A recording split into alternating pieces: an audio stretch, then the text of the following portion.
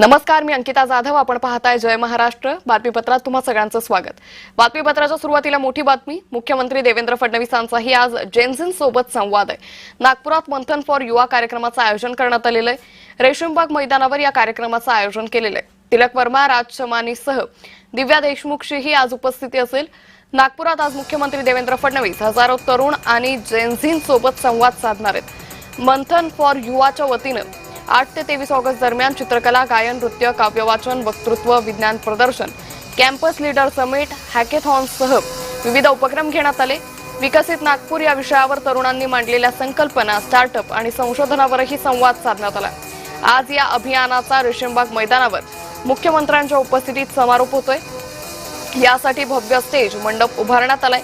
मुख्यमंत्र्यांना तरुणांमध्ये फिरून संवाद साधता यावा यासाठी 200 फुटाहून अधिक लांबीचा रॅम्प तयार करण्यात आलाय.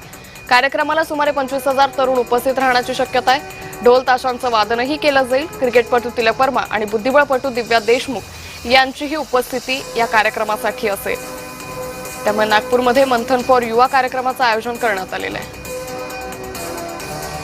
या संदर्भात अधिक माहिती घेऊयात आमचे प्रतिनिधी तेजस मोहतुरे यांच्याकडून. तेजस, मुख्यमंत्र्यांचा आज जेनझिन सोबत हा संवाद होणार आहे. कार्यक्रमाची कशी तयारी सुरू आहे?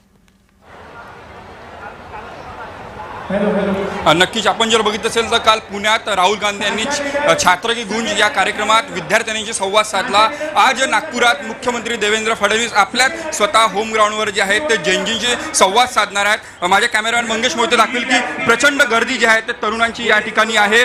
मागच्या समोरच्या माझ्या भागात जर बघितलं असेल तर ढोल ताशा पथक जे आहे ते या ठिकाणी आलेलं आहे आणि विश्वविक्रम असा ढोल ताशा पथक जे आहे ते आज या ठिकाणी वादन होणार आहे. 4,000हून अधिक वादक जे आहेत त्या ठिकाणी वाजवणार आहेत. त्यामुळे हा एक अत्यंत ऐतिहासिक कार्यक्रम जे आहे ते मांडला जातो. या ठिकाणी बघितलं असेल तर मोठा जे आहे ते रॅम्प स्टेज जे उभारण्यात आलेले आहेत. नागपुरातील जे युथ आयकॉन आहेत ते मुख्यमंत्री देवेंद्र फडणवीस यांच्यासोबत जे आहे ते मंचावर जे आहेत ते स्थानापन्न होतील, विराजमान होतील. त्या ठिकाणी ते त्यांच्यासोबत बसतील. यासोबत जर बघितलं असेल तर वेगवेगळ्या कॉलेज महाविद्यालयातील जे आहेत ते तरुण या ठिकाणी एकत्रित आले आणि प्रचंड प्रतिसाद जे आहे ते तरुणांच्या जे आहे ते नागपुरात पाहायला मिळतं. आपण बघू शकता की पालकवर्ग सुद्धा या ठिकाणी आलेला आहे आणि आपण बघितलं असेल तर या ठिकाणी जे आहे ते मोठा स्टेज जे आहे ते उभारण्यात आलेलं आहे. थोड्या वेळात जे आहे मुख्यमंत्री देवेंद्र फडणवीस येतील आणि या ठिकाणी जे आहे ते जेनझिनशी संवाद साधतील.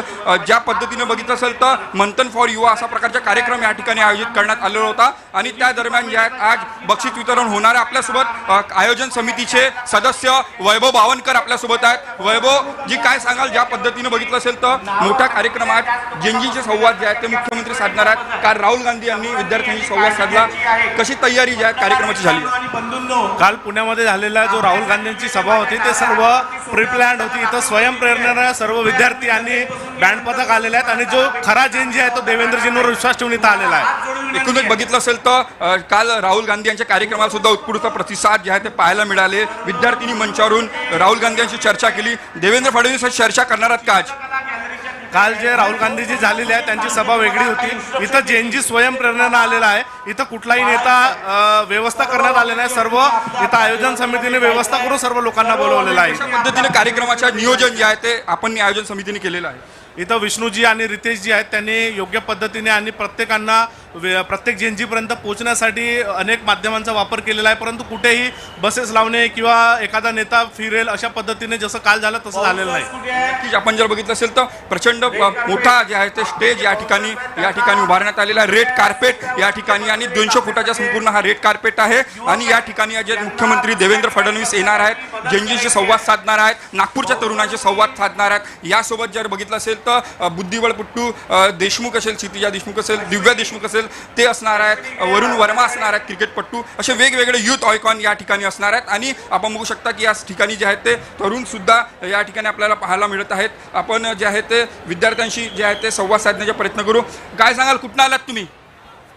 आपण त्यांच्यासोबत पोहोचू शकत नाही. मात्र बघितलं असेल तर प्रचंड तरुण या ठिकाणी आले आहेत. वेगवेगळ्या महाविद्यालयातले संपूर्ण तरुण आहेत. आयोजकांच्या वतीने सांगण्यात आलं आहे की 25 ते 30 हजार जे आहेत ते तरुण या ठिकाणी आलेले आहेत. वेगवेगळ्या कॉलेजचे जे विद्यार्थी आहेत यासोबत जर बघितलं असेल तर महिनाभरापासून जे आहेत मंथन फॉर युवा या फाउंडेशनने जे आहे ते वेगवेगळे कॉम्पिटिशन आयोजित करण्यात आले होते. त्याचे पारितोषिक सुद्धा जे आहेत ते मुख्यमंत्री देवेंद्र फडणवीस यांच्या हस्ते जे आहेत ते त्यांना प्रदान करण्यात येणार आहे.